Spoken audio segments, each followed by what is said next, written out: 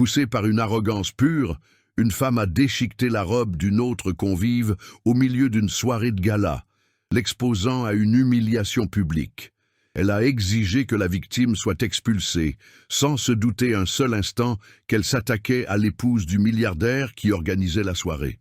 Ce qui s'est produit ensuite a laissé tout le monde sous le choc. Qui a laissé entrer cette femme ici? Le salon s'est figé. Béatrice Dubois a pointé Chloé du doigt avec dégoût. Son index tremblait de rage. « Regardez-moi cette robe ridicule. C'est une soirée de gala, pas un marché aux puces. » Chloé est restée immobile. Ses mains serraient son petit sac. Ses yeux étaient calmes, mais son menton était légèrement relevé. Béatrice a fait 2 pas en avant. Ses talons ont résonné sur le marbre. Quelqu'un doit apprendre à cette intruse où est sa place. Elle a attrapé le bas de la robe de Chloé. Elle a tiré violemment. Le tissu s'est déchiré dans un bruit sec et brutal. 3 personnes ont eu le souffle coupé. 5 téléphones se sont levés pour filmer. 10 paires d'yeux se sont écarquillés.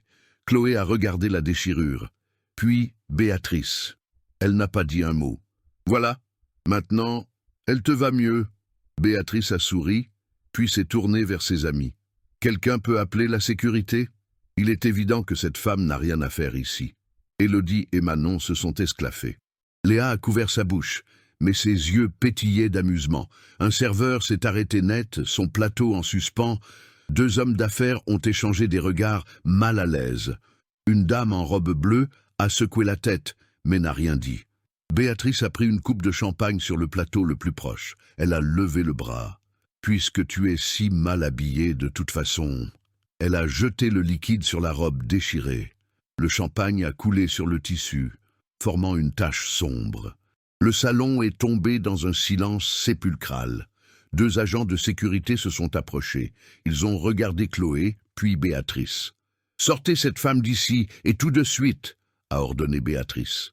Je ne sais pas comment elle a réussi à entrer, mais elle a clairement volé l'invitation de quelqu'un. Chloé a pris une profonde inspiration. Elle a essuyé une goutte de champagne de son bras. Son regard a croisé celui de Béatrice. « Êtes-vous certaine de vouloir faire ça ?» Sa voix était basse, calme, mais il y avait quelque chose dans son ton qui a fait hésiter 3 personnes aux alentours. Béatrice a éclaté de rire. « Certaine ? Ma chérie, cette ville m'appartient. Mon fiancé est Antoine Lemoine, l'un des plus grands noms du secteur financier. Et toi ? Tu ne sais probablement même pas à qui tu as volé cette invitation. » Chloé a esquissé un léger sourire, petit, presque imperceptible. Mais qui était réellement cette femme à la robe déchirée? Chloé a observé le tissu abîmé dans ses mains. Ses doigts ont effleuré la couture délicate. Ce point précis, elle l'avait fait dans la nuit de mardi. Son esprit est retourné en arrière, 10 ans plus tôt. Son atelier n'était qu'un minuscule espace dans un quartier populaire de la ville, meublé de 3 machines à coudre héritées de sa grand-mère. Chloé brodait une robe de mariée quand la porte s'est ouverte. « Excusez-moi, c'est ouvert ?» Un homme grand, en costume simple, est entré. Il avait des yeux doux et un sourire timide. « J'ai besoin d'une robe. C'est pour ma mère. Pour ses 70 ans. » Chloé s'est essuyé les mains sur son tablier. Quel genre de robe? Quelque chose d'élégant, mais de confortable. Elle n'aime pas le luxe ostentatoire. Il a regardé autour de lui. Il a vu les robes suspendues. Celles-ci sont magnifiques. C'est vous qui les avez toutes faites? Oui. Chloé a pris son carnet de croquis. Je peux créer quelque chose de spécial pour elle. Ils ont parlé pendant 1 heure. Julien, c'était son nom, décrivait sa mère avec une telle tendresse que Chloé ne put s'empêcher de sourire. Il est revenu 3 fois pour les essayages. À la 4e visite, il a apporté du café. Je me suis dit que ça te ferait plaisir. Ils ont bu leur café assis sur les marches de l'atelier. Ils ont parlé de tout. Julien n'a jamais mentionné d'argent ou un nom de famille important. 6 mois plus tard, il lui a demandé de sortir avec lui. 1 an après, il se mariait. Le souvenir a sauté au jour du mariage. Une petite cérémonie, une église simple, 20 invités. Chloé portait une robe qu'elle avait cousue elle-même, dentelle délicate, perles discrètes. « Je dois te dire quelque chose », a dit Julien après la cérémonie. Ils étaient seuls dans la petite sacristie. Chloé arrangeait son voile. « Mon nom de famille complet est Mercier. Chloé a attendu. Elle ne comprenait pas pourquoi c'était important. Mercier, comme dans le groupe Mercier. Mon père a fondé l'entreprise. Je suis l'héritier. Son monde s'est arrêté. Le groupe Mercier, l'un des plus grands conglomérats du pays. Pourquoi ne me l'as-tu pas dit? Parce que je voulais que tu tombes amoureuse de moi. Juste de moi. Pas de l'argent, pas du nom. Il lui a pris les mains. Toutes les femmes que j'ai connues avant ne voyaient que ma fortune. Chloé a mis 3 jours à digérer la nouvelle, mais rien n'a changé entre eux. Elle a continué à travailler dans son atelier. Il a pris la présidence de l'entreprise. Il dînait à la maison, regardait des films sur son vieux canapé. « Tu n'es pas obligé de travailler », lui a-t-il dit une fois. « Je sais, mais j'aime coudre. » 5 ans de mariage. La carrière de Chloé a décollé. Elle a créé un pseudonyme, a signé ses pièces sous un nom de scène, a remporté des prix. Personne n'associait la créatrice primée à la discrète épouse du PDG. Le souvenir a sauté à 3 jours plus tôt. Julien à la maison, la cravate desserrée. Il y a la soirée de gala vendredi. On célèbre les 20 ans de l'entreprise. Tu viens avec moi? Bien sûr. Je devrais arriver en avance. Discours d'ouverture, ce genre de choses. Ça te dérange d'arriver seul? Aucun problème. Porte quelque chose de magnifique. Je veux que tout le monde voie à quel point je suis chanceux. Chloé a décidé de porter une de ses propres créations, une robe qu'elle avait cousue avec une technique spéciale, élégante mais sobre. Elle n'aimait pas attirer l'attention. Le matin de l'événement, Julien lui a embrassé le front. « On se voit là-bas. Tu seras sublime. » Chloé est arrivée à la soirée à 20h, seule. Personne ne l'a reconnue. Elle préférait ça. Elle voulait observer le monde de son mari, sans être sous les feux des projecteurs. Un verre est tombé, quelque part dans le salon. Le bruit a ramené Chloé au présent. Béatrice était toujours devant elle. Les agents de sécurité attendaient des ordres. Les téléphones filmaient tout. Chloé a touché à nouveau sa robe déchirée, cette robe qu'elle avait cousue en espérant faire sourire Julien. Elle a rendu son sourire à Béatrice. Un sourire calme, paisible. Dans 15 minutes, Julien monterait sur scène pour son discours. Dans 15 minutes, Béatrice Dubois découvrirait qui elle venait réellement d'humilier. Chloé pouvait attendre. Chloé prit une profonde inspiration. Il fallait garder son calme. Encore quelques minutes. « Écoutez, il y a eu un malentendu, » dit-elle lentement, articulant chaque mot. « Je suis une invitée légitime. Si vous me permettez d'expliquer... » « Expliquez quoi ?» la coupa Béatrice en croisant les bras. « Comment tu as réussi à voler une invitation ?»« Je n'ai rien volé. Mon mari... »« Ton mari ?» ricana Béatrice en se tournant vers ses amis. « Elle a un mari. Comme c'est pratique. » Élodie se couvrit la bouche. Manon secoua la tête. Léa regarda son téléphone, feignant de ne pas écouter. Chloé essaya de nouveau. « Si vous me laissiez... » « Personne ici n'a à te laisser faire quoi que ce soit, ma chère. » Béatrice s'avança d'un pas. « C'est toi qui ne devrais pas être ici. » 3 hommes d'affaires discutaient à proximité. Chloé se tourna vers eux. « S'il vous plaît, est-ce que quelqu'un peut... » L'un d'eux détourna le regard. Le deuxième fit semblant de ne pas entendre. Le troisième s'éloigna tout simplement. Chloé sentit sa poitrine se serrer. Elle chercha Julien du regard, balaya le salon des yeux. Il n'était pas en vue. Il devait encore être en coulisses, préparant son discours. 2 serveurs passèrent, portant des plateaux. Chloé tenta d'attirer l'attention de l'un d'eux. Le jeune homme la regarda, vit la scène et accéléra le pas. Personne n'allait l'aider. Les mains de Chloé se crispèrent sur son petit sac. Les jointures de ses doigts devinrent blanches. Mais elle garda le dos droit, le menton haut. Elle ne donnerait pas à Béatrice la satisfaction de l'avoir craqué. « Alors, montre ton invitation. » Antoine, le fiancé de Béatrice, apparut à ses côtés. Costume impeccable. Montre de luxe au poignet. « Si tu es une invitée légitime, tu dois avoir une invitation. » Chloé ouvrit son sac, sortit l'enveloppe dorée, la lui tendit. Antoine la prit, l'ouvrit. Lutte. Invitation VIP. Il haussa un sourcil, personnalisé. Pendant une seconde, Chloé pensa que quelqu'un allait enfin la croire. Une contrefaçon bien faite, lança Béatrice en arrachant l'invitation des mains d'Antoine. Mais une contrefaçon quand même. Elle n'est pas fausse. Chloé sentit sa voix monter. Elle se maîtrisa. Vous pouvez vérifier auprès des organisateurs de l'événement. Bien sûr que nous allons vérifier. Béatrice fit signe à l'un des agents de sécurité. Appelez le responsable de l'événement. Maintenant. L'agent partit. Chloé attendit. 5 minutes qui parurent une éternité. Le responsable arriva. Un homme d'âge mûr, en costume gris. Quel est le problème? Béatrice lui tendit l'invitation. Cette femme est apparue avec ça. Invitation VIP. De toute évidence, volée ou contrefaite. Le responsable l'examina. Regarda Chloé. Puis de nouveau l'invitation. L'invitation est authentique, Madame Dubois. Chloé faillit soupirer de soulagement. Mais, poursuivit le responsable, nous devons vérifier l'identité de la porteuse.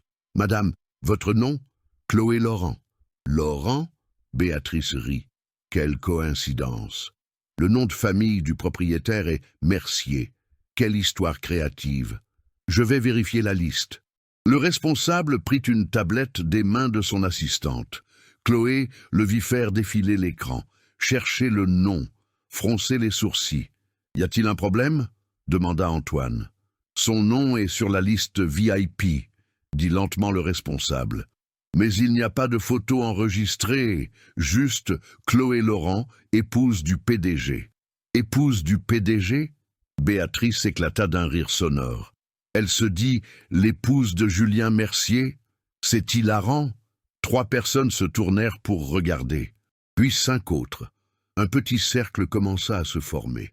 Elle a vraiment eu l'audace, murmura Élodie, assez fort pour que tout le monde entende. Quelle arnaqueuse sans vergogne, dit Manon en secouant la tête. Chloé sentit son visage s'empourprer. Je suis sa femme. Nous sommes mariés depuis 5 ans. Bien sûr que oui, dit Béatrice en se tourchant vers le public grandissant. Julien Mercier, le milliardaire le plus convoité du pays, marié à... Ça, des rires. Bas, mais présent. Où est ton mari, alors? Antoine croisa les bras. Si vous êtes marié, pourquoi es-tu arrivé seul? Il est arrivé plus tôt. Il prépare le discours d'ouverture. Comme c'est pratique, dit Béatrice en levant les yeux au ciel. Donc, nous ne pouvons pas vérifier ton histoire maintenant. Vous pouvez l'appeler, ou attendre quelques minutes. Il va monter sur scène. J'ai une meilleure idée. Béatrice sortit son téléphone. Je vais poster ça sur les réseaux sociaux. Quelqu'un qui connaît la vraie femme de Julien Mercier dénoncera ce mensonge en quelques secondes. Ne faites pas ça. Chloé fit un pas en avant. Pourquoi? Peur de la vérité? Chloé s'arrêta. Oui, elle avait peur, mais pas de la vérité. Elle avait peur que cette humiliation devienne virale avant de pouvoir être démentie, que le nom de Julien soit mêlé à ce drame. Elle resta silencieuse. Béatrice interpréta son silence comme un aveu de culpabilité. Elle sourit, victorieuse. Chloé s'éloigna du cercle. Elle se dirigea vers un coin plus isolé du salon.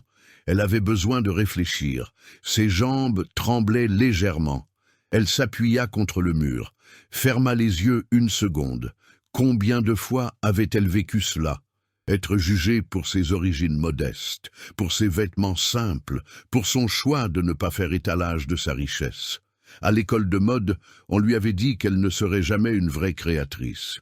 « Tu n'as pas de relation », lui avait dit un professeur. « Dans ce monde, le talent ne suffit pas. » Elle leur avait prouvé qu'ils avaient tort. Elle avait créé des pièces sous un pseudonyme, remporté des prix. Ses créations avaient été publiées dans des magazines internationaux, mais toujours dans l'ombre, toujours protégées par l'anonymat de son nom d'artiste. Julien avait raison quand il disait qu'elle serait jugée par l'élite. Ils te regarderont et ne verront que quelqu'un qui n'est pas à sa place, l'avait-il prévenu des années auparavant. Ils essaieront de te rabaisser. Alors laisse-moi leur prouver qu'ils ont tort. Tu n'as rien à prouver à personne, Chloé. Mais peut-être qu'elle en avait besoin. Peut-être qu'elle avait besoin de se le prouver à elle-même. Chloé ouvrit les yeux. Elle regarda le salon. Béatrice était entourée d'amis, racontant l'histoire à d'autres personnes, la montrant du doigt.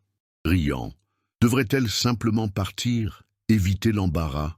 Julien comprendrait, mais alors elle se souvint.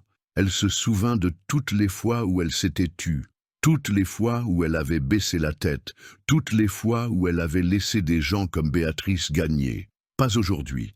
Aujourd'hui, elle allait rester. Elle allait attendre que Julien monte sur cette scène. Elle allait laisser la vérité exploser au visage de Béatrice Dubois. Mais si cela nuisait à Julien, si son entreprise souffrait à cause du scandale, Chloé se mordit la lèvre. Le doute la rongeait. Julien avait toujours été discret. Il gardait sa vie privée à l'écart de ses affaires. Voudrait-il de ce cirque? Peut-être qu'elle devrait l'appeler, le prévenir, le laisser décider comment gérer la situation. Elle prit son téléphone, trouva son nom dans ses contacts. Son doigt plana sur le bouton d'appel, puis elle s'arrêta. Non, elle n'allait pas interrompre son moment. Julien était sur le point de prononcer le discours le plus important de sa carrière, la célébration des 20 ans de l'entreprise qu'il avait transformée en empire. Elle n'allait pas lui voler ça avec un drame de soirée. Elle allait tenir bon, 15 minutes de plus, c'est tout. Chloé rangea son téléphone, prit une profonde inspiration, redressa les épaules, regarda Béatrice, le cercle de gens, les téléphones pointés sur elle. Elle pouvait supporter 15 minutes d'humiliation. Elle avait déjà supporté des années de doute et de jugement. Qu'est-ce que c'était, 15 minutes? Chloé retourna au centre du salon, passa juste à côté de Béatrice, se dirigea vers le bar, demanda un verre d'eau. Le barman regarda sa robe déchirée, la tache de champagne.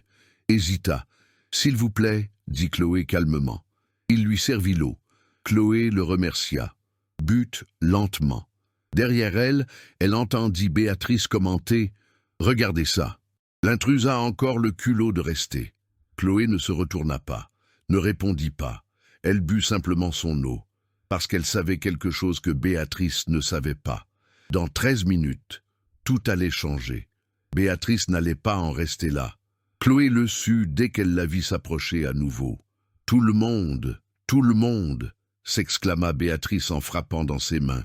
Sa voix résonna dans le salon. « Il faut que je vous raconte l'histoire la plus hilarante de la soirée. » 15 personnes se tournèrent, puis 20, puis 30. « Cette femme ici, » dit Béatrice en désignant Chloé, « s'est présentée à notre soirée en se faisant passer pour la femme de Julien Mercier. Vous y croyez ?» Des murmures parcoururent le groupe, quelques rires étouffés. « Non, sérieusement, elle a vraiment eu l'audace de dire qu'elle est mariée au PDG. » Béatrice posa une main sur son cœur, feignant le choc. Comme s'il allait épouser quelqu'un qui porte une robe aussi. Une fête maison. Plus de rire, plus fort maintenant. Chloé resta immobile près du bar. Ses doigts serraient le verre vide. Elle n'allait pas réagir. Elle n'allait pas offrir à Béatrice le spectacle qu'elle désirait. Et le meilleur, continua Béatrice, savourant clairement l'attention, c'est que quand je lui ai demandé de le prouver, elle a dit que son mari allait arriver d'un moment à l'autre. Son mari imaginaire, bien sûr. Élodie rejoignit Béatrice. Je l'ai vue essayer de parler à des hommes d'affaires importants. Elle cherchait clairement sa prochaine cible. Les arnaqueuses sont de plus en plus audacieuses, dit Manon en secouant la tête. Elles ne respectent même plus les événements d'entreprise. Léa photographia discrètement Chloé, la publia sur Instagram avec le hashtag de l'événement. Un homme d'affaires en costume bleu s'approcha. On devrait appeler la police. L'intrusion dans un événement privé est un délit. Excellente idée, Rodrigo, appuya Antoine. Je vais appeler tout de suite.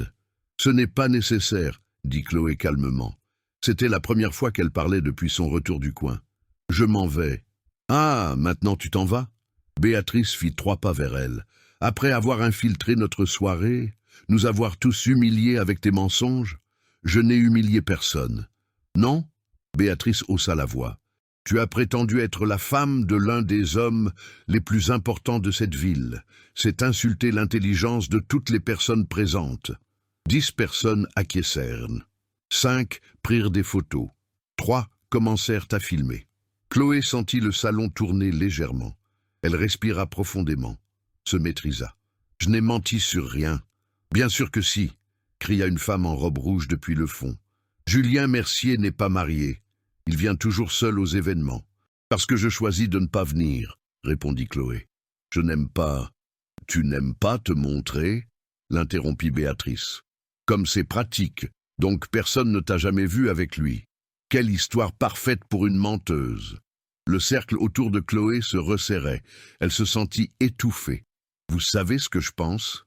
Antoine croisa les bras. Je pense que tu travailles ici. Serveuse peut-être. Ou au nettoyage.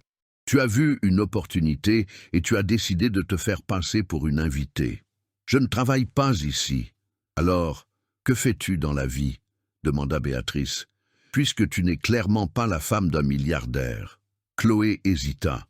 Devait-elle parler de son atelier, de ses prix? Cela ne ferait qu'empirer les choses s'il ne la croyait pas. Je suis couturière. Silence. Puis une explosion de rire. Couturière, applaudit Élodie. Ça explique la robe. Au moins elle l'a admis, dit Manon à Léa. Un point pour l'honnêteté. Donc tu coudes, dit Béatrice, en tournant autour de Chloé comme un prédateur. Et tu as décidé que tu devais être ici, au milieu de l'élite. Tu as décidé que tu méritais de porter une robe de gala. Une robe que tu as faite toi-même, j'imagine. Oui, je l'ai faite moi-même. Plus de rire. Certaines personnes la pointèrent du doigt. Un homme prit une photo de la robe déchirée. « Ma chérie », s'arrêta Béatrice devant Chloé, « il y a une différence entre une couturière et une créatrice. Tu es clairement la première, et ça ne te donne pas le droit de fréquenter notre cercle social. » Chloé sentit les larmes lui monter aux yeux. Elle cligna des yeux. Elle n'allait pas pleurer, pas ici. « J'ai le droit d'être ici », murmura-t-elle. « Ah oui » ricana Antoine. « Sur la base de quoi? Ton invitation falsifiée ?» Le responsable a confirmé que l'invitation était vraie.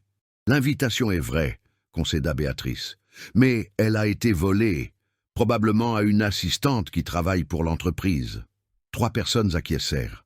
5 filmèrent l'accusation. Chloé regarda autour d'elle. Chercha un visage amical. Quelqu'un qui la croirait. Rien. Juste des regards de jugement, de pitié, d'amusement. Elle était complètement seule. Tu sais ce qui m'énerve le plus? Béatrice croisa les bras. Ce n'est même pas le mensonge.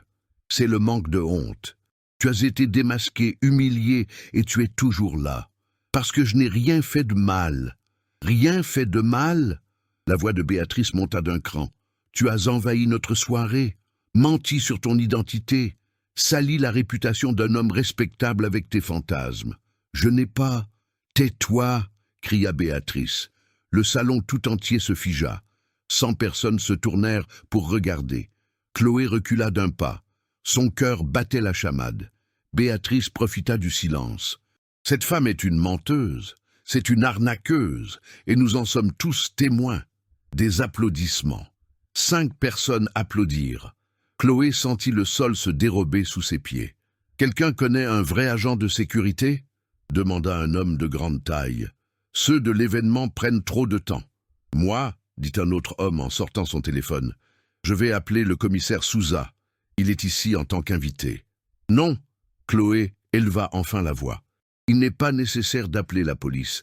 Je m'en vais tout de suite. » Elle fit 3 pas vers la sortie. « Attends. » Béatrice lui bloqua le chemin. « Tu vas partir comme ça? Sans même t'excuser? M'excuser?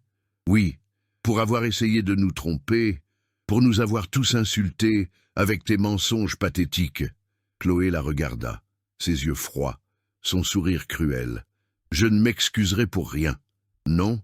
Béatrice inclina la tête. « Alors peut-être que tu as besoin d'apprendre ce que sont les conséquences. » Elle se tourna vers Antoine. « Appelle l'avocat. Je veux poursuivre cette femme pour calomnie et diffamation.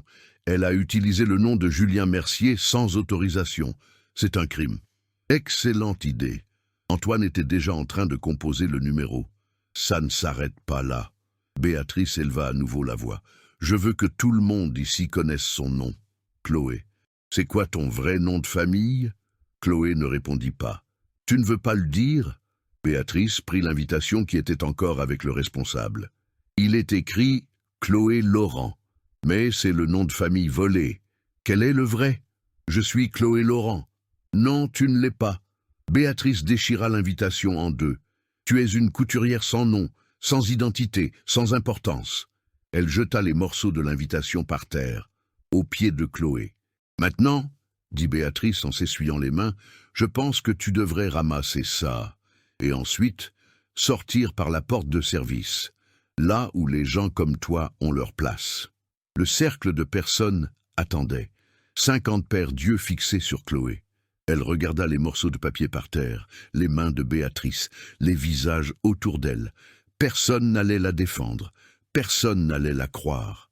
Chloé se pencha, ramassa les morceaux de l'invitation, un par un. En se relevant, elle vit des larmes brouiller sa vision. Elle cligna rapidement des yeux. Béatrice sourit, victorieuse. « Bonne fille, maintenant va-t'en avant que j'appelle vraiment la police. » Chloé rangea les morceaux dans son sac. Elle regarda la sortie, puis la scène où Julien allait apparaître. Il restait 7 minutes. Elle pouvait tenir. Juste 7 minutes de plus. « Je vais attendre, » dit Chloé à voix basse. « Quoi ?» Béatrice n'entendit pas. « J'ai dit, » Chloé releva le menton une dernière fois, « que je vais attendre. »« Attendre quoi? Ton mari imaginaire ?» Béatrice éclata de rire. « Ma chérie, tu peux arrêter. Ça devient pathétique. » Chloé ne répondit pas.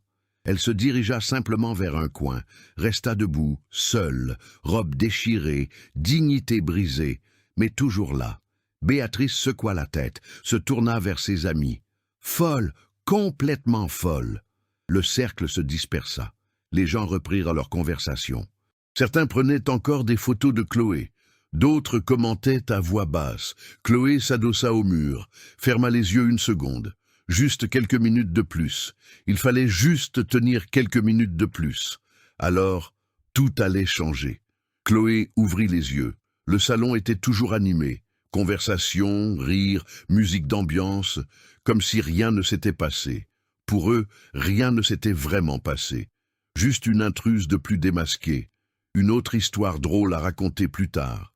Mais pour elle, chaque seconde de ces 20 dernières minutes était gravée dans sa mémoire.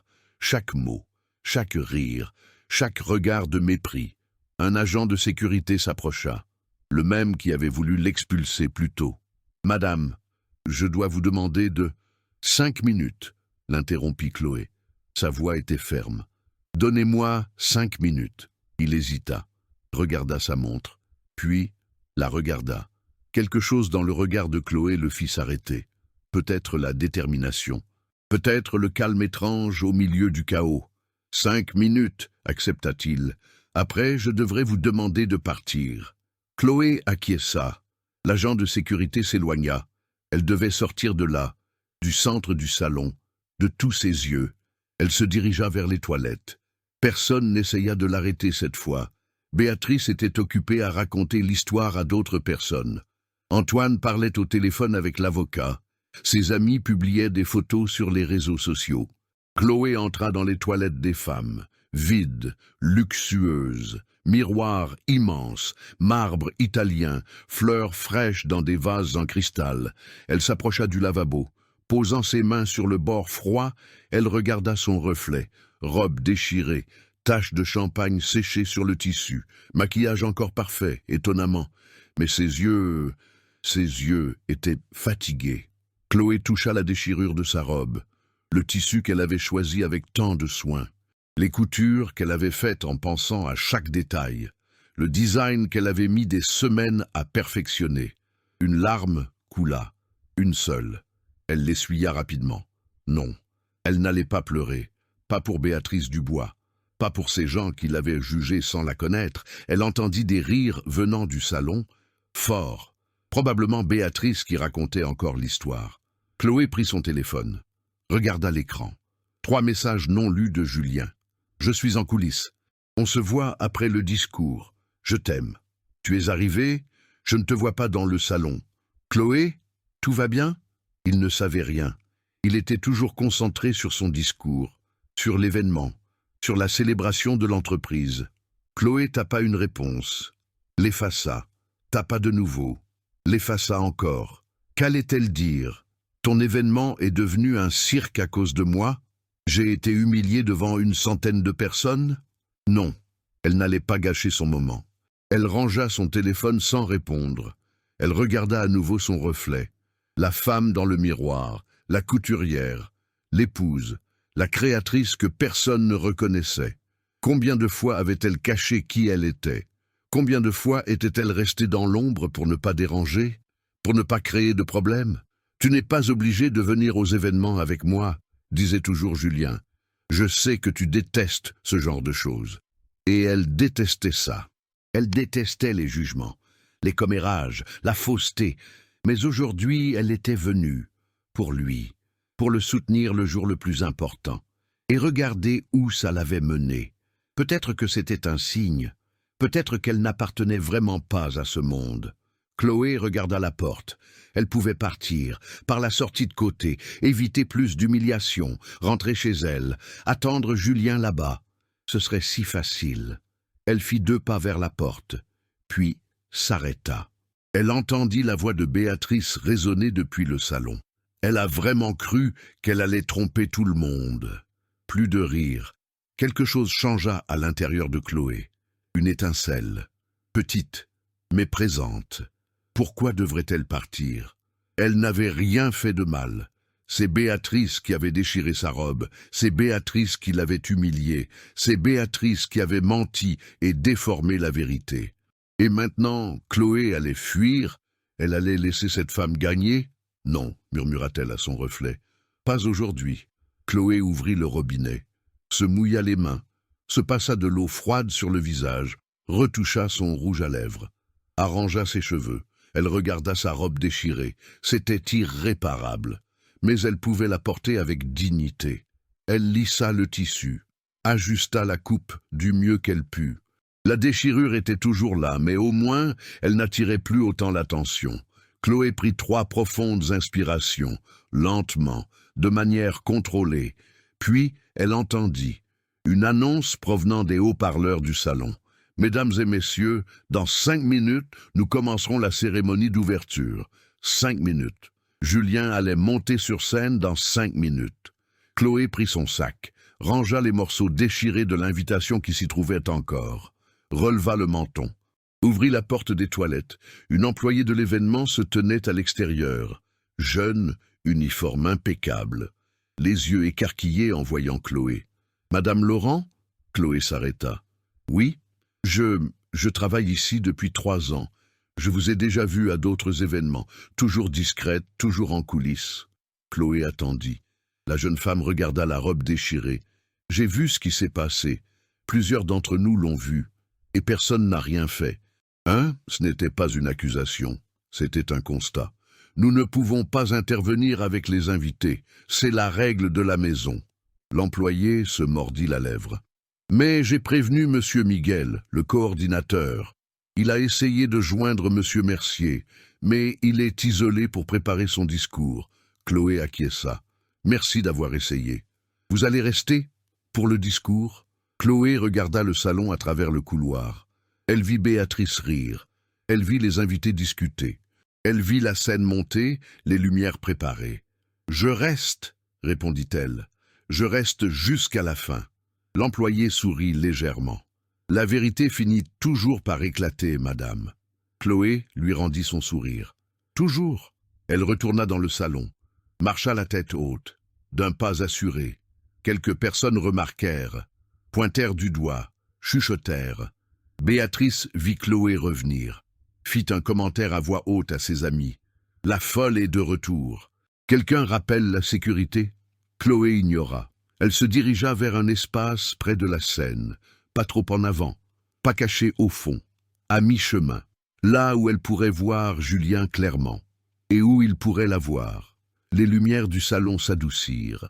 Des projecteurs s'allumèrent sur la scène. La voix du présentateur résonna. « Mesdames et messieurs, c'est avec un immense plaisir que je vous présente le PDG du groupe Mercier. » Des applaudissements remplirent le salon.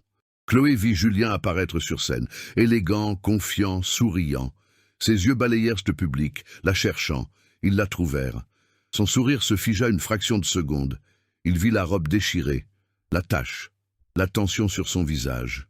Chloé secoua légèrement la tête. « Après, » articula-t-elle silencieusement, « concentre-toi sur ton discours. » Julien hésita, mais il lui fit confiance, acquiesça presque imperceptiblement, prit le micro, et tout était sur le point de changer. Julien s'arrêta au centre de la scène. ajusta le micro, regarda le public. « Bonsoir à tous, merci d'être ici pour célébrer les 20 ans du groupe Mercier. » Applaudissements polis. Béatrice et Antoine applaudirent depuis le premier rang. Élodie, Manon et Léa sourirent, essayant d'attirer son attention. Julien continua. « Cette entreprise a commencé avec mon père. Une petite pièce, 3 employés, un grand rêve. » Il raconta l'histoire de l'entreprise, la croissance, les défis, les succès.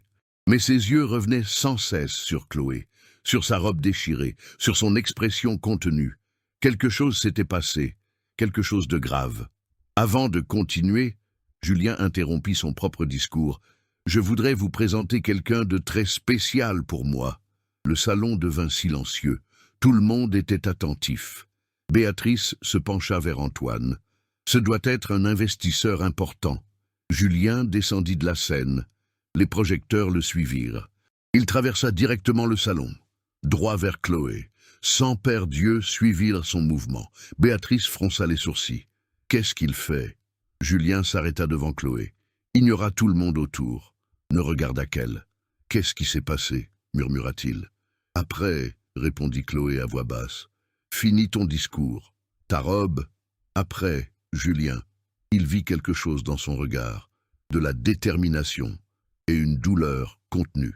Julien prit une profonde inspiration, lui prit la main, se tourna vers le public. « Mesdames et messieurs », sa voix a résonné à travers le micro qu'il portait encore sur lui. « Je vous présente Chloé Laurent, mon épouse. » Un silence de mort s'est installé. Puis, une vague de murmures a déferlé sur la salle. Béatrice devint livide, complètement blanche. Élodie laissa tomber sa coupe. Le verre se brisa sur le sol. Antoine ouvrit la bouche. Aucun son n'en sortit. « Son épouse ?» murmura quelqu'un. « Il est marié ?» demanda un autre. « Je ne le savais pas. » Julien continua, tenant la main de Chloé. « Nous sommes ensemble depuis 10 ans, mariés depuis 5. Chloé a toujours préféré rester discrète, et j'ai respecté cela. » Il la regarda avec tendresse. « C'est une créatrice de mode, talentueuse, primée. Elle travaille sous un pseudonyme parce qu'elle aime ce qu'elle fait, pas la célébrité. » Les murmures s'intensifièrent. Une femme au fond la reconnut. « Attendez, Chloé, vous êtes CL. La créatrice, c'est elle. » Chloé hocha simplement la tête. « Mon Dieu !» dit la femme en se couvrant la bouche. « J'ai 3 de vos créations. Ce sont des œuvres d'art. » De plus en plus de gens commencèrent à faire le lien. C'est elle. C'était un nom respecté dans le monde de la mode. Pièces exclusives, collections limitées, prix internationaux. Béatrice regarda autour d'elle. Vit les expressions changer. Vit la reconnaissance émerger. Elle essaya de s'éclipser discrètement. Julien le remarqua. « Un instant !» Sa voix trancha l'air du salon. « Quelqu'un peut-il m'expliquer pourquoi la robe de ma femme est déchirée ?» Silence de mort. Chloé lui serra la main. « Julien, laisse tomber. » « Non. » Il la regarda. « Qu'est-ce qui s'est passé ici ?» Personne ne parla. 50 personnes détournèrent le regard. 20 regardèrent le sol. 10 firent semblant de ne pas entendre. « Quelqu'un ?» Julien haussa la voix. Un homme d'affaires toussa, mal à l'aise. Une mondaine tripota nerveusement son téléphone. L'employé qui avait parlé à Chloé s'approcha. « Monsieur Mercier, nous avons des caméras de sécurité. Je peux apporter les enregistrements. Apportez-les, maintenant. » Elle partit en courant. Béatrice essaya de nouveau de s'enfuir. Antoine la retint par le bras. « Reste tranquille, » murmura-t-il. « Peut-être qu'il ne découvrira pas. » « Découvrir quoi ?»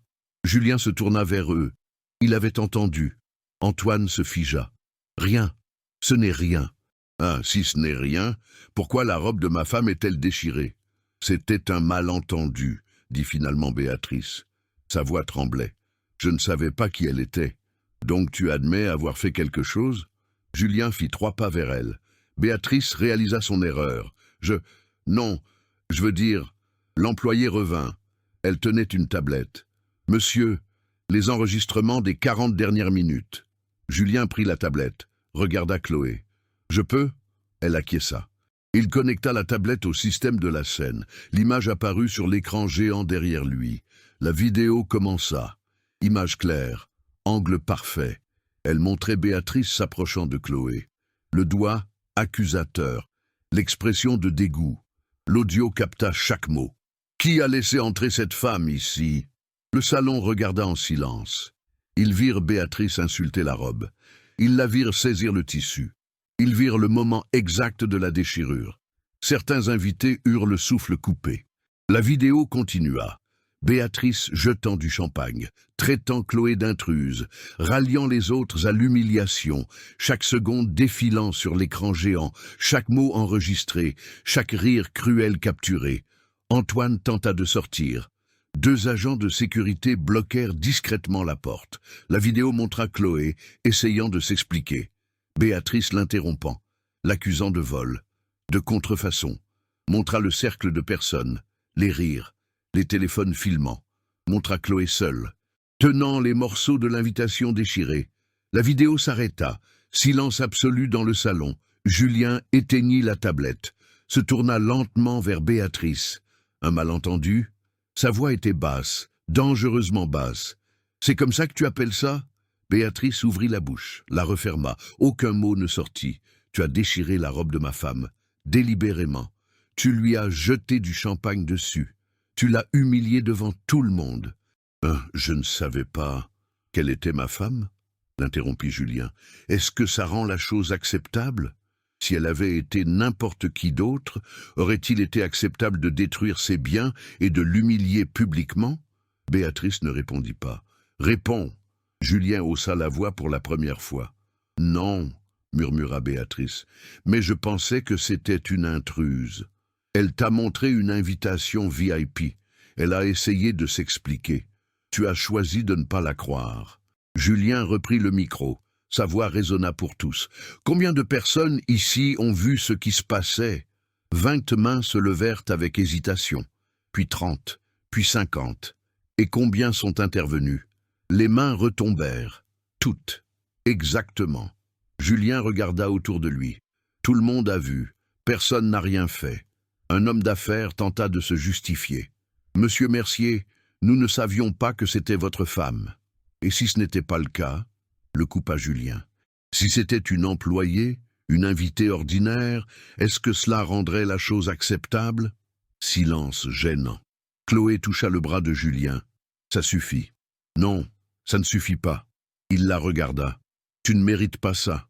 Personne ne mérite ça. » Il se retourna vers le public. « La robe que porte ma femme a été faite par elle.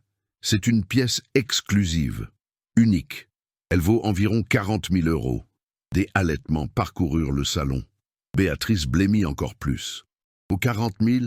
Et tu l'as détruite comme si c'était un déchet. » Julien croisa les bras. « Mais il ne s'agit pas d'argent. Il s'agit de respect, quelque chose qui manque clairement ici. » Une femme au fond s'approcha, élégante, la quarantaine, une assurance reconnaissable. « Excusez-moi, je suis Juliana Marquez, rédactrice en chef de Vogue France. » Julien acquiesça. « Madame Marquez, je connais personnellement le travail de Chloé. Nous avons fait un article sur elle il y a 6 mois. » Juliana regarda Béatrice. « C'est l'une des créatrices les plus talentueuses de la nouvelle génération. Ses pièces sont exposées dans des musées de mode internationaux. » Elle sortit son téléphone, montra l'article à quelques personnes autour d'elle. « J'étais ici quand tout a commencé, » continua Juliana. « J'ai vu l'humiliation, et je me suis tue.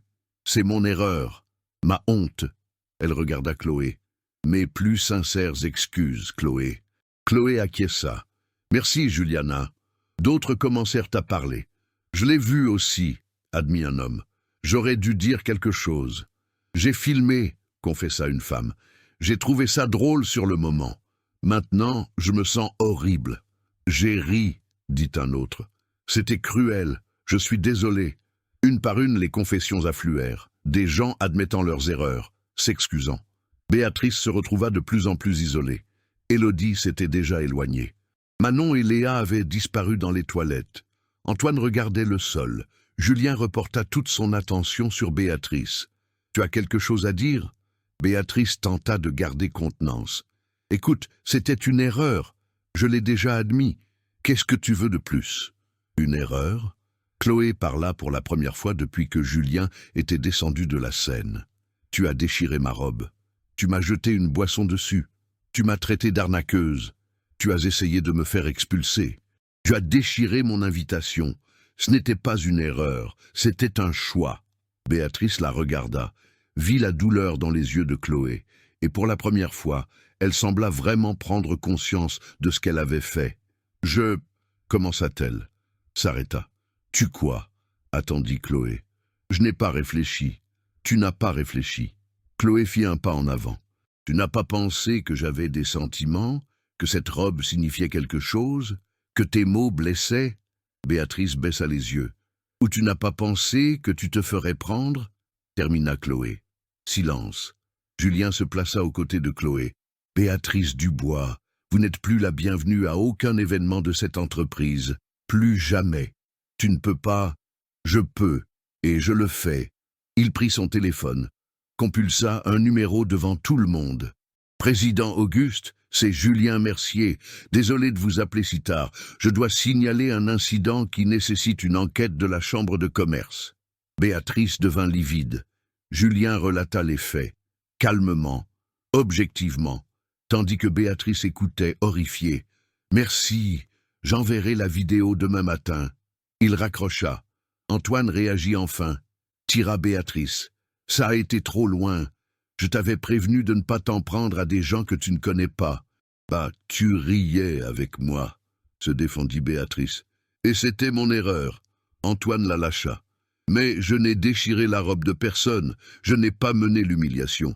C'était toi, Béatrice, toujours toi et ton venin. » Il regarda Julien. « Mes excuses, monsieur Mercier, à vous et à votre épouse. » Antoine se retourna et partit. Seul. Béatrice resta là. Seule, tous ses alliés s'évanouissant. Elle regarda autour d'elle, chercha du soutien, ne trouva que des regards de réprobation et de pitié. Elle essaya de parler, sa voix se brisa. « Je ne savais pas. » Des larmes commencèrent à couler. Pas de remords, mais d'humiliation, de conséquences. Les agents de sécurité s'approchèrent, les mêmes qui allaient expulser Chloé. L'ironie n'échappa à personne. « Allons-y, madame, » dit l'un d'eux poliment. Béatrice jeta un dernier regard à Chloé, à Julien, au salon qui avait été son royaume quelques minutes auparavant. Puis elle se retourna et fut escortée dehors. Les portes se refermèrent derrière elle. Le salon resta silencieux, jusqu'à ce que quelqu'un commence à applaudir, lentement, puis un autre, et un autre.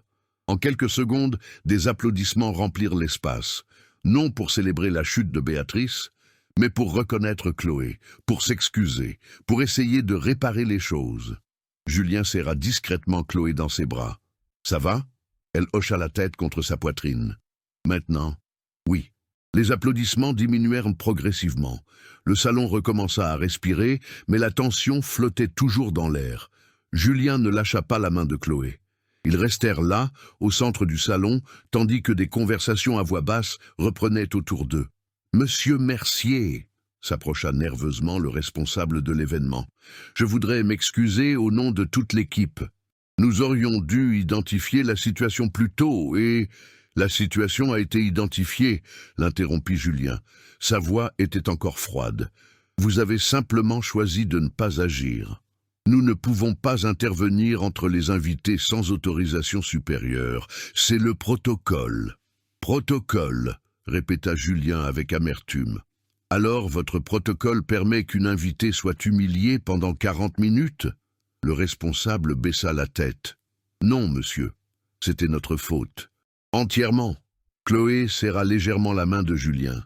Il la regarda, vit la fatigue dans ses yeux. « C'est bon, » dit-il au responsable. « Nous en parlerons plus tard. Maintenant, je veux que tous ceux qui ont filmé ou photographié l'incident suppriment le contenu, immédiatement. » Des murmures de protestation. Quelques personnes regardèrent leur téléphone avec hésitation. « Ce n'est pas une demande, » clarifia Julien. « C'est une exigence. » Toute vidéo ou photo de l'humiliation de ma femme qui circulera sur les réseaux sociaux sera traitée légalement. Atteinte à la vie privée, diffamation. Mes avocats sont déjà prévenus. Un par un, les invités commencèrent à supprimer. Certains à contre-cœur, d'autres honteux. Léa sortit timidement des toilettes. Elle tenait toujours son téléphone. « Monsieur Mercier, je l'ai posté sur Instagram. Il y a déjà des partages. » Julien la regarda. « Supprime-le, maintenant, et publie un démenti. » Un démenti expliquant que tu as partagé une fausse information, que Madame Laurent est mon épouse et une invitée légitime, que l'attaque était injustifiée.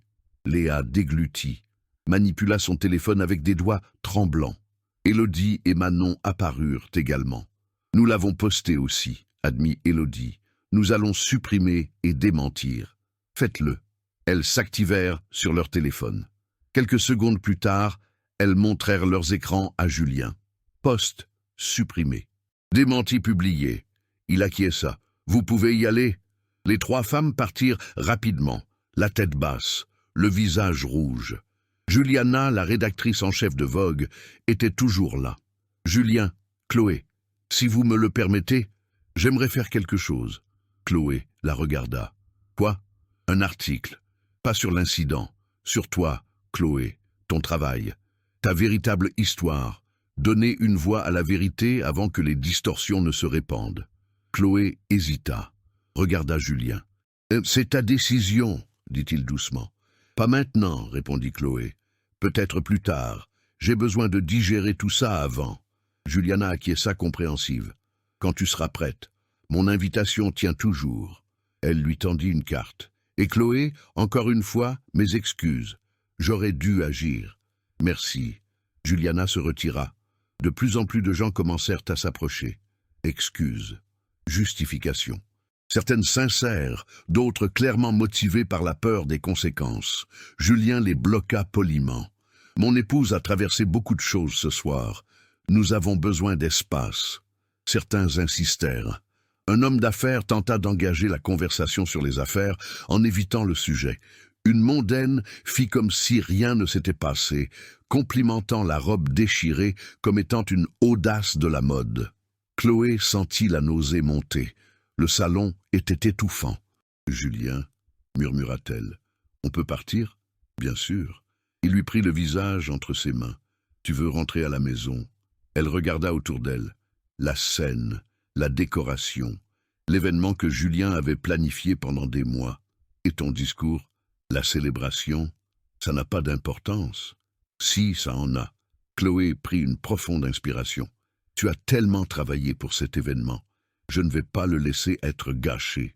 Chloé, je vais bien, vraiment. Elle força un sourire. Finis ton discours. Célèbre l'entreprise. Je reste. Julien étudia son visage. Vit la détermination et l'épuisement qui se cachaient en dessous. 5 minutes de discours. Ensuite, nous rentrons ensemble. Julien, 5 minutes, non négociables. Chloé finit par accepter. Julien l'emmena à une chaise réservée au premier rang. S'assura qu'elle était à l'aise. Demanda à un serveur de lui apporter de l'eau. Puis, il remonta sur scène. Le salon se tut à nouveau. « Je m'excuse pour l'interruption », commença Julien. Sa voix était différente maintenant, plus maîtrisée mais toujours tendue. Ce qui s'est passé ici ce soir n'aurait pas dû se produire. Pas à cet événement, nulle part. Il regarda autour de lui. Chaque visage. Cette entreprise a été bâtie sur des valeurs, le respect, l'intégrité, la dignité. Et ce soir, beaucoup d'entre nous ont manqué à ces valeurs. Silence embarrassant. Moi y compris. J'aurais dû m'assurer que mon épouse soit reconnue, qu'elle se sente en sécurité, qu'il n'y ait pas de place pour ce genre de comportement. « Monsieur Mercier », protesta quelqu'un, « ce n'est pas de votre faute. »« Si », l'interrompit-il, « la responsabilité commence au sommet, et je suis le sommet ici. » Chloé observait depuis son siège, vit la douleur sur son visage, la culpabilité qu'il s'attribuait. « Alors voici ma promesse, » poursuivit Julien, « qu'à partir d'aujourd'hui, nous mettrons en place un code de conduite strict pour tous les événements de cette entreprise. Tolérance zéro pour l'intimidation, la discrimination ou l'abus de toute nature. Peu importe qui est la victime, peu importe qui est l'agresseur. Applaudissements prudents. Et pour ceux qui ont participé à l'humiliation de ce soir, Il regarda autour de lui. « Soyez assurés que nous examinons les enregistrements. Des mesures appropriées seront prises. » L'applaudissement mourut, les visages pâlirent. Maintenant, Julien prit une profonde inspiration. « Je vais clore cette soirée plus tôt. Nous ne sommes clairement pas d'humeur à célébrer. Le dîner est annulé. Vous pouvez tous partir. » Murmure de surprise. Les 20 ans de l'entreprise sont importants, mais pas plus importants que la dignité humaine, pas plus importants que de faire ce qui est juste. Il éteignit le micro, descendit de la scène, se dirigea droit vers Chloé, lui tendit la main. « Rentrons à la maison. » Elle prit sa main, se leva. Ensemble, ils se dirigèrent vers la sortie. Le salon les regarda en silence. 100 personnes avec 100 expressions différentes. Honte, regret, respect, soulagement. Quand ils arrivèrent à la porte, Chloé s'arrêta, se retourna, regarda le salon une dernière fois, l'endroit où elle avait été humiliée, où elle avait pleuré intérieurement, où elle avait failli abandonner, et l'endroit où la vérité avait finalement éclaté. « Prête ?» demanda Julien à voix basse. Chloé acquiesça. « Prête ?» Ils sortirent ensemble.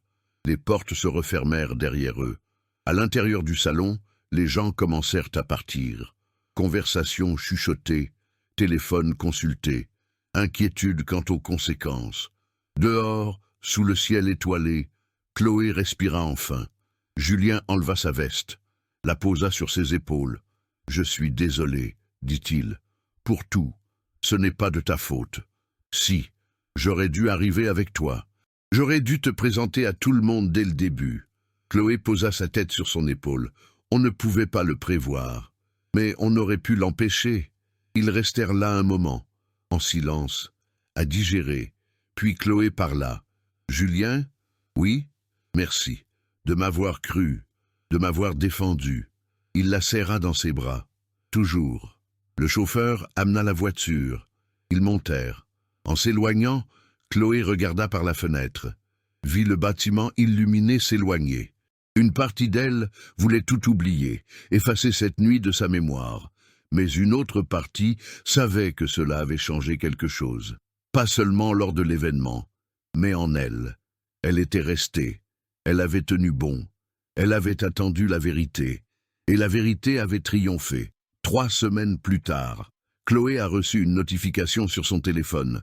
Une action en justice. Béatrice Dubois les poursuivait, elle et Julien, pour diffamation et dommages et intérêts. Elle fait quoi? Julien a lu le document, incrédule. Elle nous poursuit. Chloé s'est assise sur le canapé de son atelier. Il est dit ici que c'est nous qui l'avons humiliée, que son expulsion de l'événement a ruiné sa réputation. C'est absurde. C'est une stratégie. Chloé connaissait le genre. Elle essaie de renverser le récit avant de tout perdre. Leur avocat a confirmé par téléphone.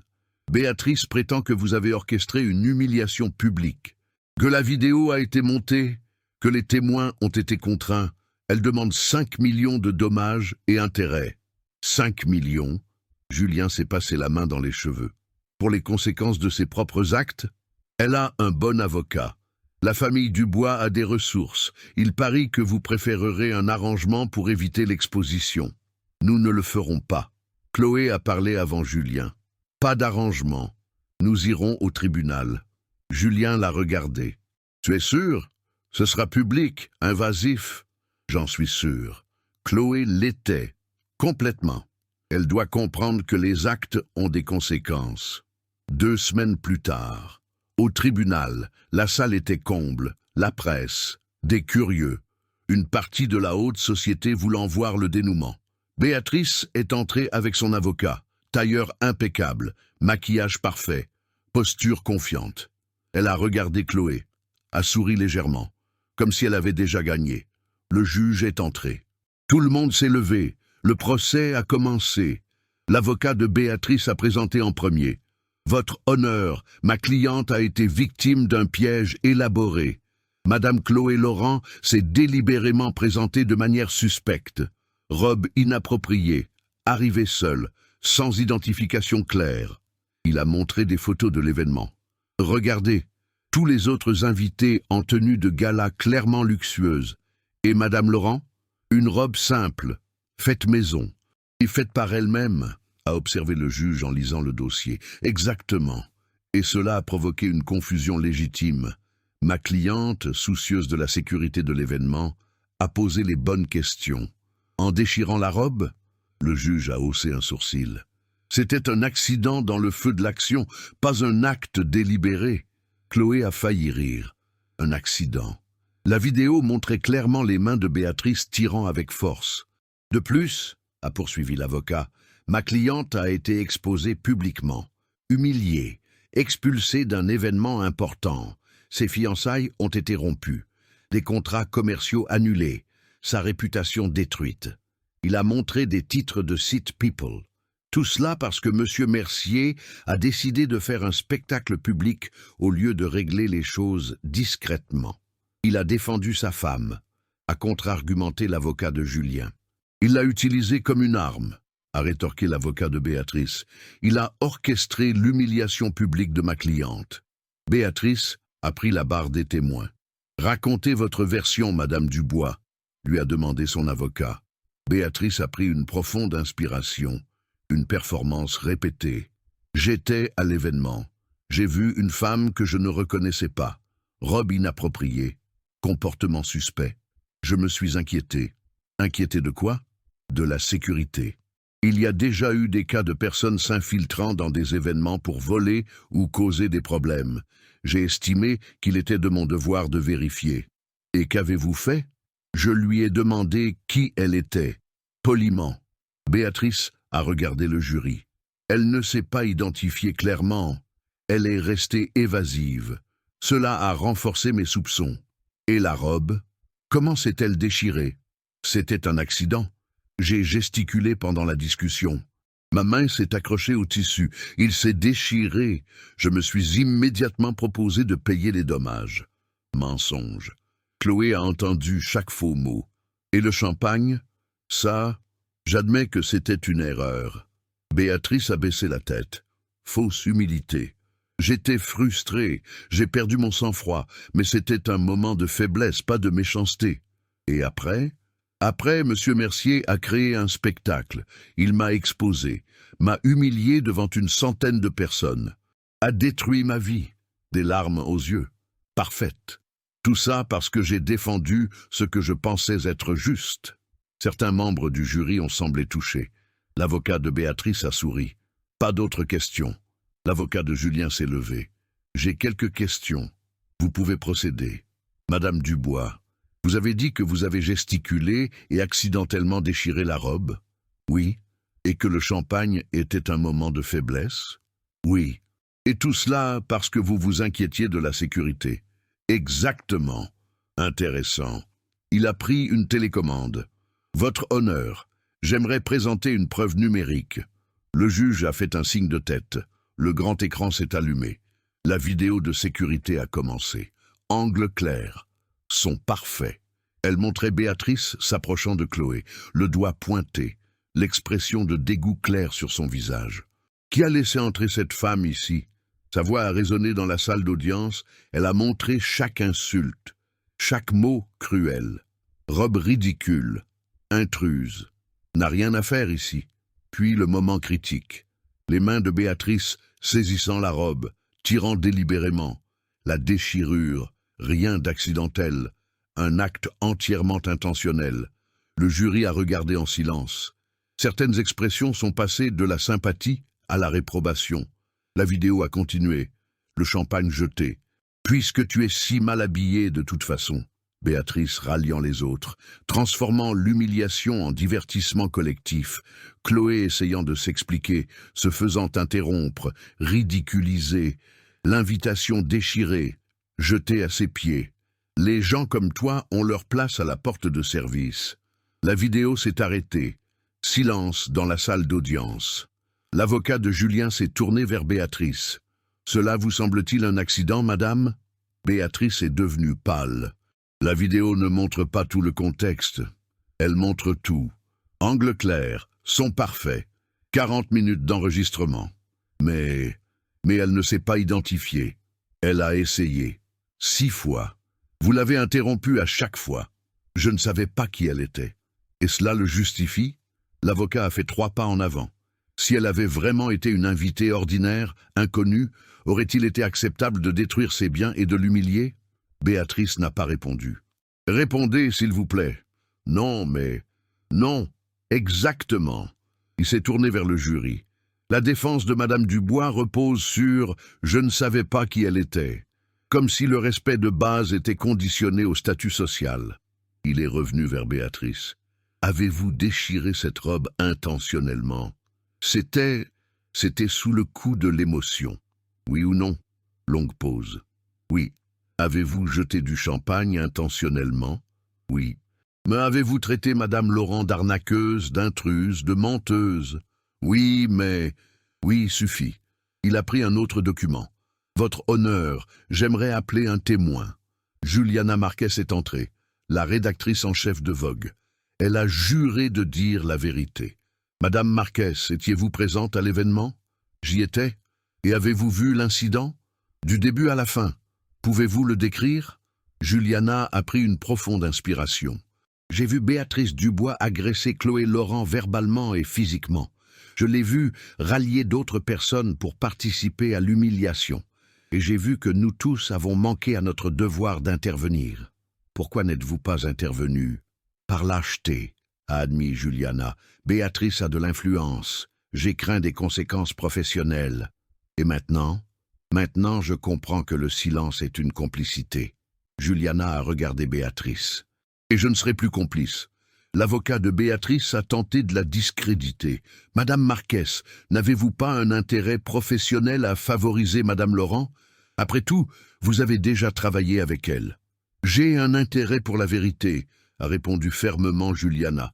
Et la vérité, c'est que Béatrice Dubois est une agresseuse, pas une victime. Le tribunal a explosé en chuchotements. D'abord bas, puis croissant. Des conversations se sont formées. Mais elle a clairement menti dans sa plainte, a commenté quelqu'un. La vidéo ne laisse aucun doute, a acquiescé un autre.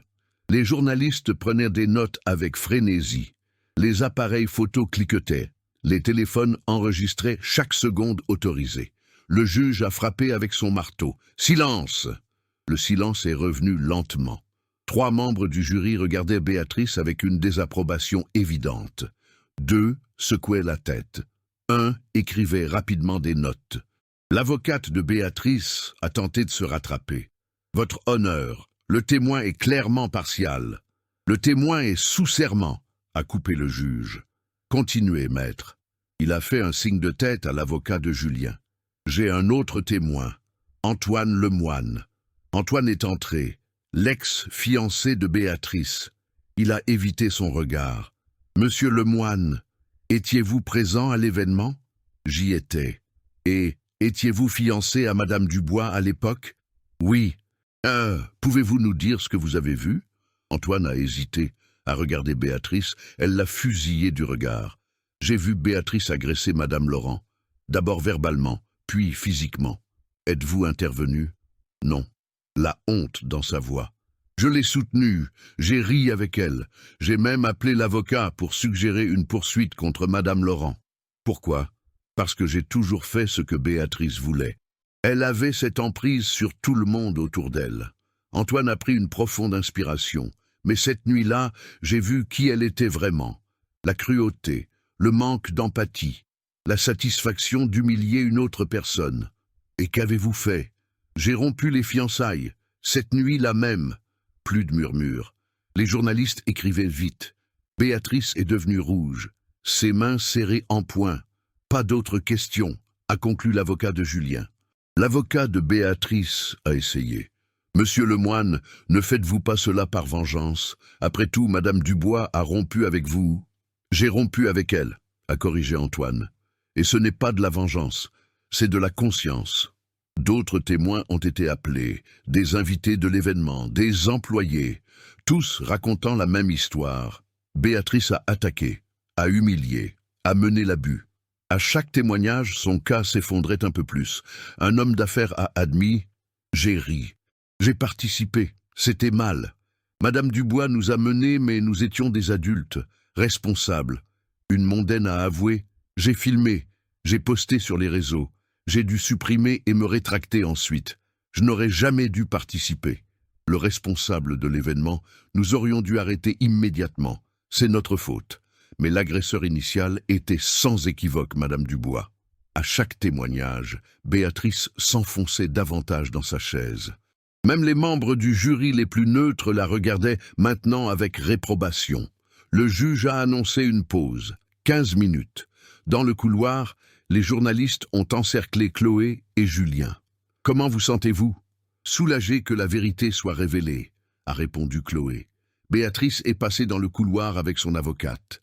Elle a essayé de garder la tête haute, mais les regards la suivaient. Jugeurs, condamnateurs.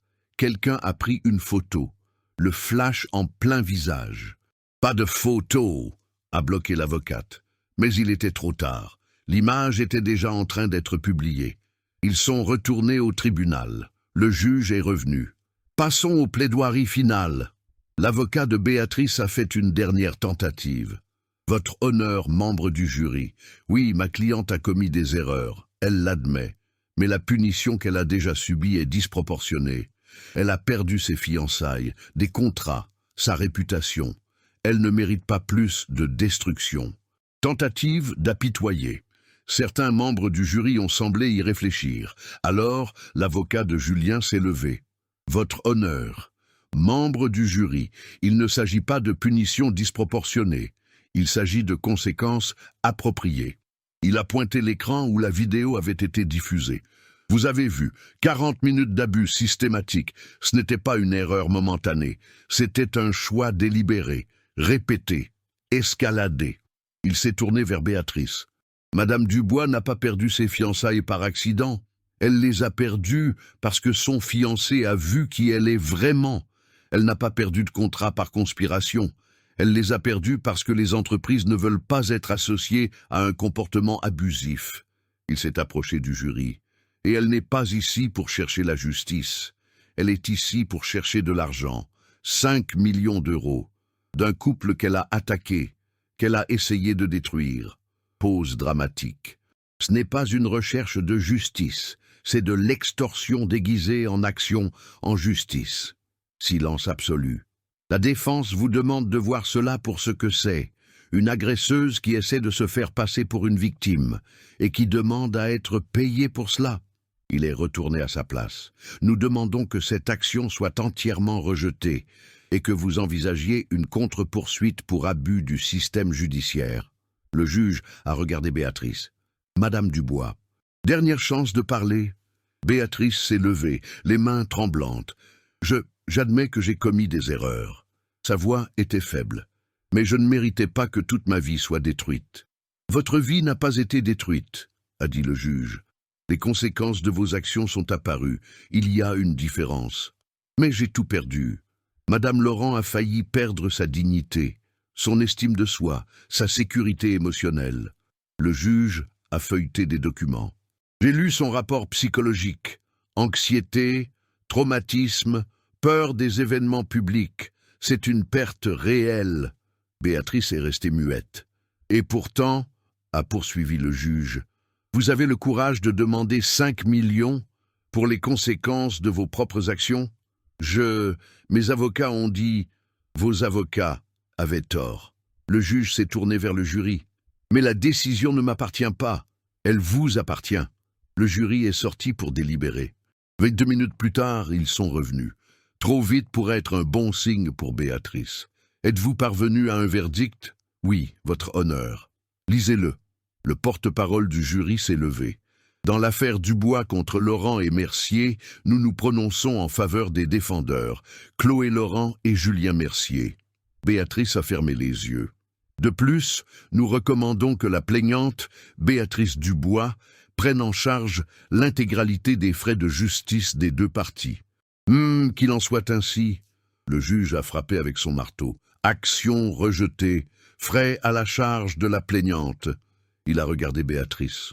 Madame Dubois, comprenez bien une chose, les tribunaux n'existent pas pour réécrire les conséquences d'une mauvaise conduite. Ils existent pour la justice.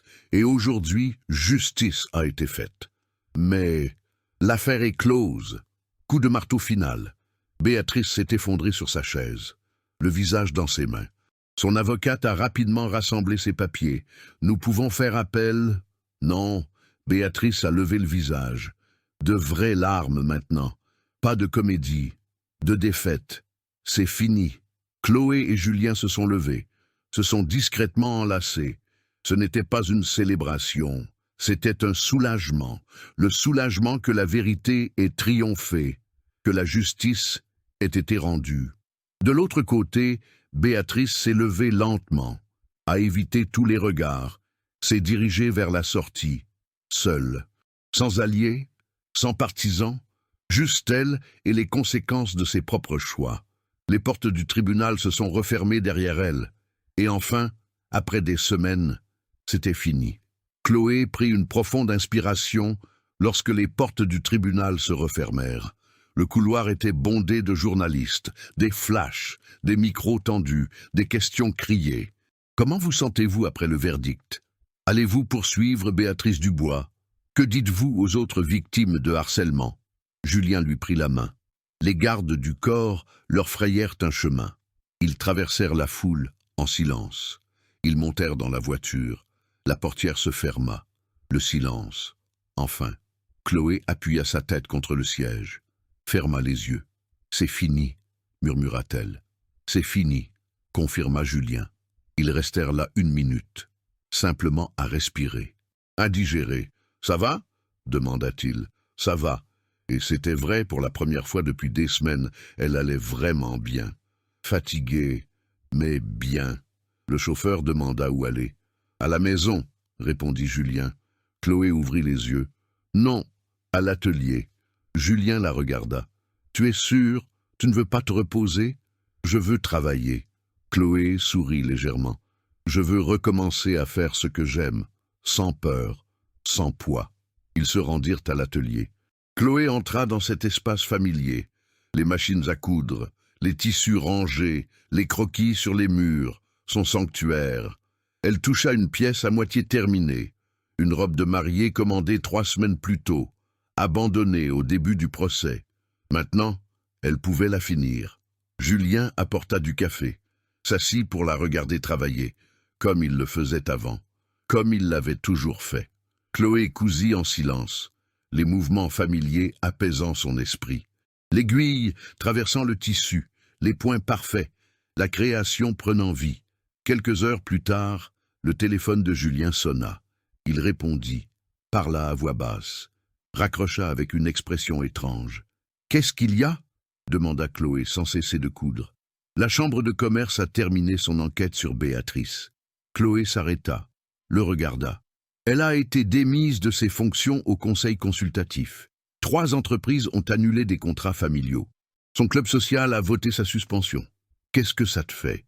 demanda Chloé. Julien réfléchit. « Je ne ressens pas de satisfaction, mais je sens que c'est juste. Moi aussi. » Chloé reprit sa couture. « Elle a fait des choix, ce sont les conséquences. Tu ne veux pas plus de détails ?» « Non. » Chloé coupa un fil. « Son histoire n'est plus mon problème.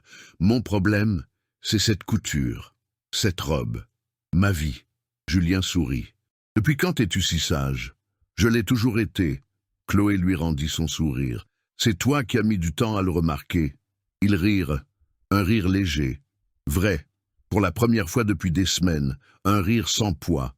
3 jours plus tard, Chloé était à l'atelier quand la porte s'ouvrit. Juliana entra, la rédactrice en chef de Vogue. « Excusez-moi, je peux entrer ?»« Bien sûr. » Chloé s'essuya les mains. « Un café ?»« Avec plaisir. » Elles s'assirent dans le petit salon attenant. Café chaud, douce lumière de l'après-midi. « Je suis venu vous remercier, » commença Juliana. « Pourquoi ? » ?»« Pour m'avoir donné une chance de faire ce qui est juste, au tribunal, de témoigner. » Chloé acquiesça. « Vous avez fait votre part, je vous en remercie. Et je suis venu renouveler mon invitation. Un article sur vous, votre travail, votre histoire. » Chloé prit sa tasse, but lentement, réfléchit. « D'accord. » Juliana écarquilla les yeux. « Vraiment ? Vraiment. Mais à certaines conditions. Lesquelles ? Je ne veux pas que l'accent soit mis sur l'incident. Je veux que l'accent soit mis sur le travail, sur l'art, sur la couture. Chloé posa sa tasse sur la table. Béatrice a déjà eu assez d'attention. Il est temps de revenir à ce qui compte. Parfait. Juliana sourit. C'est exactement ce que je veux faire. L'article parut 2 semaines plus tard. 6 pages. De magnifiques photos de l'atelier, des gros plans de couture, Chloé au travail, des pièces exposées. Titre: Chloé Laurent, l'artiste derrière la signature, c'est elle. L'incident était mentionné en 2 paragraphes. Pour le contexte, rien de plus. Le reste, pur talent, pure histoire, pur travail. La réponse fut immédiate. Les commandes triplèrent. Des emails de musées voulant des expositions, des invitations à des défilés internationaux. Chloé embaucha 2 assistantes, agrandit l'atelier.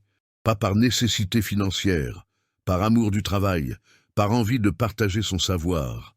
1 mois plus tard, Julien avait un événement d'affaires, un dîner d'entreprise. Important. « Tu viens avec moi ?» demanda-t-il avec hésitation. « Je sais que les événements sont difficiles maintenant. » Chloé terminait une broderie, s'arrêta, réfléchit. La peur revint, le souvenir de cette nuit, les regards, les jugements, l'humiliation. Mais quelque chose d'autre vint aussi, la force, la résilience, la certitude d'avoir survécu. « J'y vais, répondit-elle. Tu es sûr ? Oui. Chloé termina son point. Mais cette fois, nous arrivons ensemble, et tu me présentes, clairement. Julien sourit. Entendu. Le soir de l'événement, Chloé choisit une de ses propres créations. Élégante, confiante, magnifique. Ils entrèrent ensemble, main dans la main. Julien la présenta immédiatement. Voici mon épouse, Chloé, une créatrice primée et la personne la plus talentueuse que je connaisse. Les invités la saluèrent respectueusement. Certains la reconnurent de l'affaire. Personne n'en fit mention. Chloé circula dans la soirée, discuta, rit, échangea des cartes de visite. Une jeune femme s'approcha timidement, la vingtaine. Une robe simple mais bien faite. « Excusez-moi de vous déranger, je m'appelle Anna, je suis une créatrice débutante. » Ce n'est pas un dérangement. Chloé sourit. « Enchantée, Anna. J'ai vu l'article dans Vogue. Votre histoire m'a inspirée. Je viens aussi d'une famille modeste. Parfois, j'ai l'impression de ne pas être à ma place dans ce monde. » Chloé se revit dans cette jeune femme. L'insécurité, le doute. « Tu es à ta place, » dit fermement Chloé. « Ton talent est ton passeport. Ne laisse personne te dire le contraire. Mais s'ils me jugent... »« Ils te jugeront, » fut honnête Chloé. « Ils jugent toujours. Mais leur jugement ne définit pas ta valeur. Ton travail la définit. » Anna sembla absorber chaque mot. « Et si j'échoue ? Alors tu te relèves et tu réessais. » Chloé lui toucha l'épaule. « La force ne vient pas de ne jamais tomber. Elle vient de se relever à chaque fois. » Anna sourit, les yeux brillants. « Merci. De rien. » Chloé la regarda s'éloigner, vit une confiance renouvelée dans les pas de la jeune femme. Et elle réalisa quelque chose. Cette nuit horrible à l'événement, l'humiliation, la douleur, tout avait eu un but, pas de la détruire, mais de la renforcer, de lui montrer qu'elle pouvait survivre, qu'elle pouvait se battre, qu'elle pouvait gagner, et maintenant, elle pouvait utiliser cette force pour aider les autres. Plus tard, sur le chemin du retour, Julien commenta. « Je t'ai vu parler avec cette jeune femme. Anna, c'est ça ? Oui, tu as été gentille avec elle. Pourquoi ne le serais-je pas ? Après tout ce que tu as traversé, il serait compréhensible que tu sois sur tes gardes. » Chloé regarda par la fenêtre. Les lumières de la ville défilaient. Béatrice a construit des murs, a jugé, a attaqué. Et où cela l'a-t-elle menée ? Chloé se tourna vers Julien. Seul, vaincu, vide. Et toi ? Je choisis différemment. Je choisis la gentillesse. Non pas parce que c'est facile, mais parce que c'est juste. Julien lui prit la main. Je t'aime aussi. 2 mois plus tard, Chloé était dans son atelier quand elle reçut un email inattendu. Une école de mode la voulait comme conférencière. Thème, résilience et intégrité dans le monde de la mode. Chloé accepta. Le jour de la conférence, la salle était pleine. 50 étudiants, les yeux attentifs, des rêveurs. Chloé raconta son histoire, ses origines modestes, les défis, les jugements, Et cette nuit-là, la robe déchirée, l'humiliation, la lutte, beaucoup d'entre vous rencontreront des gens comme Béatrice, dit-elle, des gens qui essaieront de vous rabaisser, de remettre en question votre valeur, votre appartenance. Silence absolu. Et quand cela arrivera, vous aurez le choix. Vous pouvez riposter avec la même cruauté, ou vous pouvez choisir de rester fidèle à qui vous êtes. Mais si cela nous rend faibles, demanda un étudiant. La gentillesse n'est pas une faiblesse, répondit Chloé. C'est une force, la force de conserver ses valeurs quand il serait plus facile de les abandonner. Elle termina sa conférence par une phrase. Béatrice m'a attaqué en espérant me détruire, mais on ne détruit que ce qui est fragile, et j'ai découvert que j'étais beaucoup plus forte que je ne l'imaginais. Des applaudissements remplirent la salle. Les étudiants l'entourèrent ensuite. Questions, remerciements, étreintes. Une jeune femme, les larmes aux yeux, murmura « Merci, j'avais besoin d'entendre ça ». Chloé la serra dans ses bras. « Tu y arriveras. Crois-y ». En rentrant chez elle, Chloé pensa à tout ce qui avait changé. Pas seulement extérieurement, les commandes, la reconnaissance, le succès, mais intérieurement, la confiance, la paix, le but. Cette terrible nuit à l'événement avait tenté de la briser. Mais au lieu de cela, elle l'avait renforcée. Et maintenant, elle utilisait cette force non pas pour détruire les autres, mais pour construire, inspirer, aider. Chloé se sourit à elle-même. La gentillesse ne coûte rien, mais elle vaut tout. Et vous, qu'auriez-vous fait à la place de Chloé? Pensez-y un instant. Imaginez-vous là, la robe déchirée, le champagne coulant sur le tissu que vous avez cousu avec tant d'amour, une centaine de personnes qui rient, qui jugent, qui filment. Partiriez-vous? Resteriez-vous? Riposteriez-vous? Chloé a choisi de rester, elle a choisi d'attendre la vérité, elle a choisi la dignité même quand tout autour d'elle criait d'abandonner. Et ensuite, quand elle aurait pu détruire complètement Béatrice, elle a choisi quelque chose de différent. Elle a choisi d'aller de l'avant, elle a choisi d'utiliser sa force pour construire, pas pour se venger.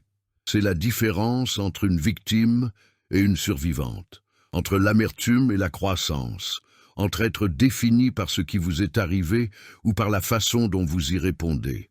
Combien de fois avons-nous jugé quelqu'un sur son apparence, sur ses vêtements, sur sa façon de parler? Combien de fois avons-nous été Béatrice sans nous en rendre compte?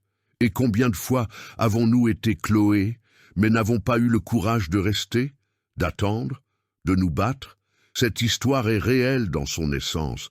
Elle se produit tous les jours, lors d'événements, dans les entreprises, dans les écoles, dans les familles, des gens qui jugent, qui attaquent, qui humilient, et d'autres qui choisissent comment réagir.